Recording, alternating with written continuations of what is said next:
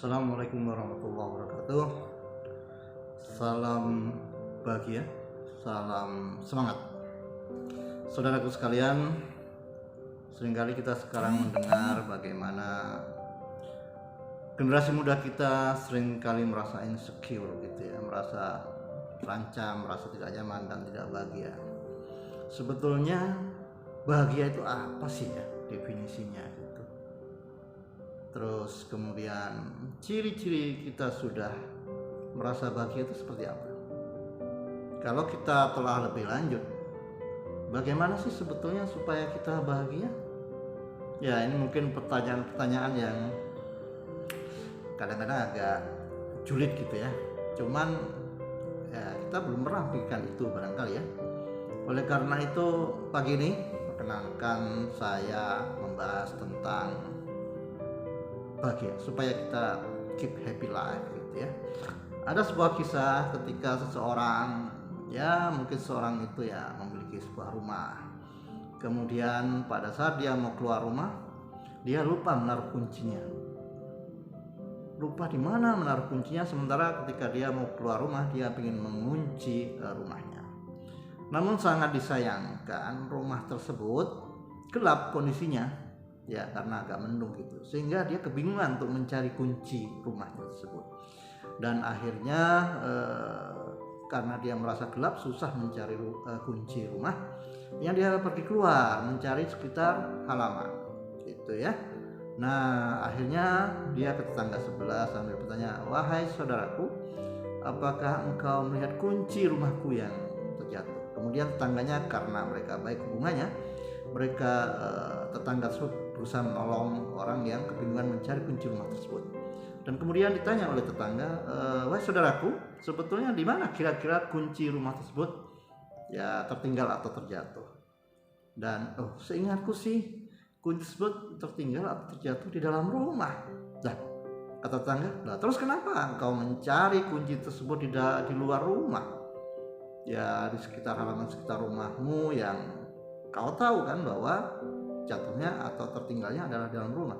Lah, kata yang punya rumah, "Nah, tapi kan di dalam rumahku itu gelap karena kondisi mendung dan lampunya mati, sehingga tidak bisa mencari kunci tersebut ya.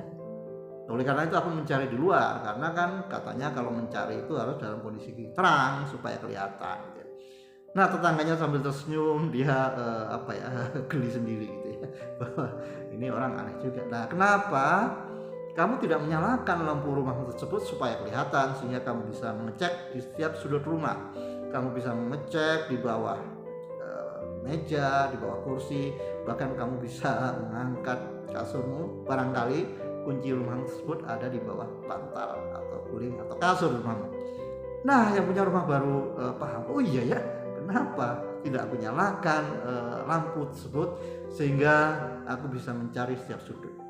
Nah, menarik rekan-rekan sekalian, kisah ini memberikan inspirasi kepada kita di pagi hari ini bahwa sebetulnya seringkali kita itu berpikir yang jauh-jauh gitu ya, berpikir tentang ya kebahagiaan itu kita mencari bahkan sampai healing-healing ke luar negeri gitu ya. Ada yang kisahnya sampai ke Kapadokia dan sebagainya, bahwa sebetulnya kebahagiaan itu ya, makanya kita bahas pagi ini, kebahagiaan itu ada dalam diri kita. Bagaimana kita mendefinisikan kebahagiaan, bagaimana kita mengkondisikan, membangun strategi, memanage segala hal yang harus kita kita lakukan, yang nantinya akan kita rasakan, itu akan menentukan tingkat kebahagiaan kita gitu ya. Dan banyak sekali orang yang bingung bagaimana sih memanage kebahagiaan. Saya jadi teringat dulu ya, waktu masih kecil, waktu masih SD itu di dalam kelas selalu ada tulisan rajin pangkal pandai dan hemat pangkal kaya. Saya merenung sekarang ini setelah puluhan tahun yang lalu lah ya. Saya pikir kayaknya rumus ini sangat cocok bagi kesuksesan kita. Wah, sebetulnya kalau kita ingin pandai dan ingin sukses gitu ya kita rajin saja sebetulnya. Rajin saja gitu ya. Dan kalau kita ingin kaya, kita hemat saja. Tapi pertanyaannya, kenapa sih orang itu kok rajin itu sepertinya susah, berat gitu ya. sepertinya kok waduh enggak deh saya mau rajin, rasanya kok saya akan tersiksa, saya akan sakit dan saya akan rugi gitu. Jadi ketakutan akan kerugian, ketakutan akan tersiksa, ketakutan akan menderita pada saat kita rajin itu menjadi sebuah momok tersendiri, menjadi hantu yang menakutkan bagi siapa saja untuk menjadi orang yang rajin, menjadi orang yang teratur, tertib dan rapi, menjadi orang yang dia terstruktur. Nah, saya nggak tahu kenapa seperti ini ya. Apakah selama kita hidup dari kecil kita tidak dibiasakan rajin, kita tidak dibiasakan disiplin gitu ya. Sehingga ketika kita mau rajin disiplin itu seolah-olah kita akan rugi, seolah-olah kita akan tersiksa gitu ya. Nah, sehingga kita setiap hari karena kita takut rugi, kita takut tersiksa, kita tidak pernah menata diri kita tidak pernah mengakselerasi kehidupan kita tidak pernah memepengkan segala problem, segala resiko yang mungkin terjadi dalam kehidupan kita.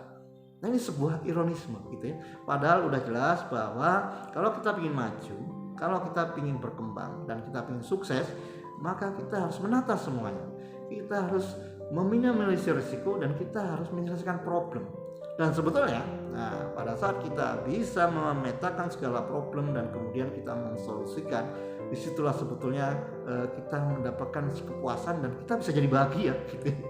Kenapa? Satu, kita sudah bisa mengalahkan diri kita, bahwa kita bisa bekerja keras, berjibaku untuk menyelesaikan problem. Yang kedua, kita merasa bahagia karena problem bisa terselesaikan. Tapi bayangkan, ini ironisme yang lain. Misalnya lah, kita hidup tidak punya problem, kita hidupnya hanya monoton begitu saja setiap hari gitu ya. Kira-kira apakah kita bahagia?